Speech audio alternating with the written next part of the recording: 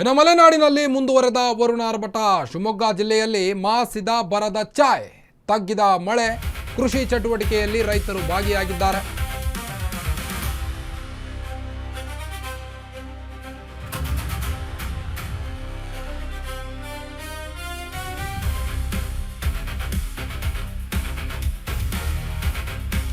ಈಗಾಗಲೇ ಹವಾಮಾನ ಇಲಾಖೆ ಆಗಸ್ಟ್ 13ರವರೆಗೆ ಈ 22 ಜಿಲ್ಲೆಗಳಲ್ಲಿ ಭಾರಿ ಮಳೆಯಾಗುತ್ತೆ ಅಂತ ತಿಳಿಸಿದ್ದು, ಇದರ ಮಧ್ಯೆ ಈಗ ಶಿವಮೊಗ್ಗದಲ್ಲಿ ಕೊಂಚ ಮಳೆ ಬಿಡುವಾಗಿದೆ.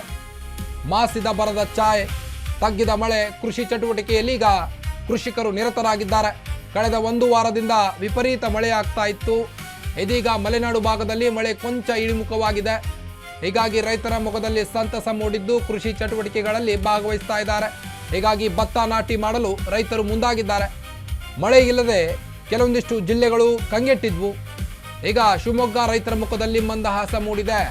ಭತ್ತ, ಜೋಳ, ರಾಗಿ ಬೆಳೆಯಲು ರೈತರು ಮುಂದಾಗಿದ್ದಾರೆ. ಮಳೆ ಕೈಕೊಟ್ಟ ಹಿನ್ನೆಲೆ ಬಿತ್ತನೆ ಮಾಡದೆ ರೈತರು ಹಿಂಜರಿತಾ ಇದ್ರು. ಕೆಲ ರೈತರು ಬಿತ್ತನೆ ಮಾಡಿದ್ರು, ಮೊಳಕೆ ಬಾರದೆ ಕಂಗಾಲಾಗಿದ್ರು.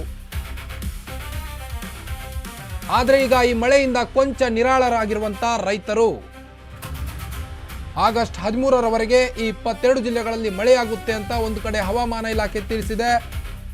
ಕರಾವಳಿ ಹಾಗೂ ಉತ್ತರ ಒಳನಾಡಿನಲ್ಲಿ ಮಳೆಯ ಆರ್ಭಟ ಜೋರಾಗಲಿದೆ ಅಂತ ಕೂಡ ತಿಳಿಸಿದ್ದು, ಇದರ ಮಧ್ಯೆ ಈಗ ಶಿವಮೊಗ್ಗ ಜಿಲ್ಲೆಯಲ್ಲಿ ಮಾಸಿದ ಬರ, ರೈತರ ಮುಖದಲ್ಲಿ ಈಗ ಸಂತಸ ವ್ಯಕ್ತವಾಗ್ತಾ ಇದ್ದು ಕೃಷಿ ಚಟುವಟಿಕೆಯಲ್ಲಿ ನಿರತರಾಗಿದ್ದಾರೆ. ಉತ್ತಮ ಮಳೆ ಹಿನ್ನೆಲೆ ಕೃಷಿ ಚಟುವಟಿಕೆ ಈಗ ಚುರುಕುಗೊಂಡಿದೆ. ನೀವು ದೃಶ್ಯದಲ್ಲಿ ಗಮನಿಸಬಹುದು, ಈಗಾಗಲೇ ರೈತರು ಕೃಷಿ ಚಟುವಟಿಕೆಯಲ್ಲಿ ಭಾಗವಹಿಸಿದ್ದು ಕಳೆದ ಒಂದು ವಾರದಿಂದ ನಿರಂತರ ಸುರಿತಾ ಇತ್ತು. ಶಿವಮೊಗ್ಗ ಜನತೆ ಹೊರಗಡೆ ಕಾಲಿಡೋಕ್ಕೂ ಕೂಡ ಭಯ ಪಡ್ತಾ ಇದ್ರು, ಅಷ್ಟೊಂದು ಮಳೆ ಆಗ್ತಾ ಇತ್ತು. ಅದರ ಮಧ್ಯೆ ಈಗ ಸ್ವಲ್ಪ ಮಳೆ ರಿಲೀಫ್ ನೀಡಿದೆ. ಹೀಗಾಗಿ ರೈತರ ಮುಖದಲ್ಲಿ ಸಂತಸ ವ್ಯಕ್ತವಾಗಿದೆ. ಭತ್ತವನ್ನು ನಾಟಿ ಮಾಡ್ತಾ ಇದ್ದಾರೆ ರೈತರು. ಮಳೆ ಇಲ್ಲದೆ ಕಂಗೆಟ್ಟಿದ್ದು ಶಿವಮೊಗ್ಗದ ಕೆಲ ರೈತರು. ಇದೀಗ ಭತ್ತ, ಜೋಳ, ರಾಗಿ ಬೆಳೆಯಲು ರೈತರು ಮುಂದಾಗಿದ್ದಾರೆ. ಭತ್ತ ನಾಟಿ ಮಾಡ್ತಾ ಇದ್ದಾರೆ ಶಿವಮೊಗ್ಗ ರೈತರು.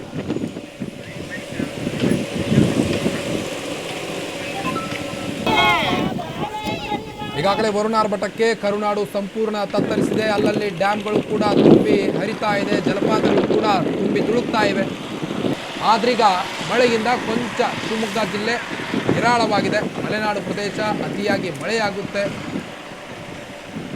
ರೈತರು ಅಲ್ಲಲ್ಲಿ ಭತ್ತ ನಾಟಿ ಮಾಡಿದ್ರು ಸಹಿತ ಮಳೆಯಿಂದಾಗಿ ಕೃಷಿ ಚಟುವಟಿಕೆಯಲ್ಲಿ ಭಾಗವಹಿಸಲಿಕ್ಕೆ ಆಗ್ತಾ ಇರಲಿಲ್ಲ. ಆದ್ರೀಗ ಮಳೆ ಕಡಿಮೆ ಆಗಿದೆ, ಇಳಿಮುಖಗೊಂಡಿರುವುದರಿಂದ ಕೃಷಿ ಚಟುವಟಿಕೆಯಲ್ಲಿ ಈಗ ರೈತರು ಭಾಗವಹಿಸ್ತಾರೆ.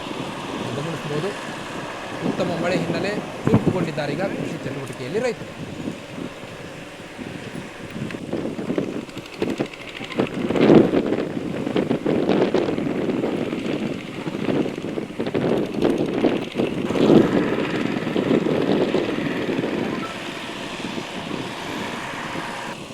ನೋಡಿ, ಈಗಾಗಲೇ ರಣಮಳೆ ದಕ್ಷಿಣ ಕನ್ನಡ ಮತ್ತು ಉಡುಪಿ, ಉತ್ತರ ಕನ್ನಡ, ಶಿವಮೊಗ್ಗ, ಚಿಕ್ಕಮಗಳೂರು, ಬೆಂಗಳೂರು ನಗರ ಸೇರಿದಂತೆ ಬೆಂಗಳೂರು ಗ್ರಾಮಾಂತರ, ಮೈಸೂರು, ಮಂಡ್ಯ, ಕೊಡಗು, ಹಾಸನ, ತುಮಕೂರು, ಕೋಲಾರ, ಚಿಕ್ಕಬಳ್ಳಾಪುರ, ಹಾಗೆ ಚಿತ್ರದುರ್ಗ, ದಾವಣಗೆರೆ, ಚಾಮರಾಜನಗರ, ರಾಮನಗರ, ವಿಜಯನಗರ, ಬೆಳಗಾವಿ, ಧಾರವಾಡ, ಗದಗ ಈಗಾಗಲೇ ಸಂಪೂರ್ಣ ಮಳೆಯಾಗುತ್ತೆ, ಅತಿಯಾಗಿ ಮಳೆಯಾಗುತ್ತೆ ಅಂತ ಹವಾಮಾನ ಇಲಾಖೆ ಇಷ್ಟು ಪ್ರದೇಶಗಳಿಗೆ ಎಚ್ಚರಿಕೆಯನ್ನು ನೀಡಿದ್ದಾರೆ. ಇನ್ನು ಕರಾವಳಿ ಪ್ರದೇಶಗಳಲ್ಲಿ ಮೀನುಗಾರರಿಗೆ ಮೀನನ್ನು ಹಿಡಿಲಿಕ್ಕೆ ಸಮುದ್ರಕ್ಕೆ ಇಳಿಯಬಾರದು ಅಂತ ಎಚ್ಚರಿಕೆಯನ್ನು ಕೂಡ ನೀಡಿದೆ.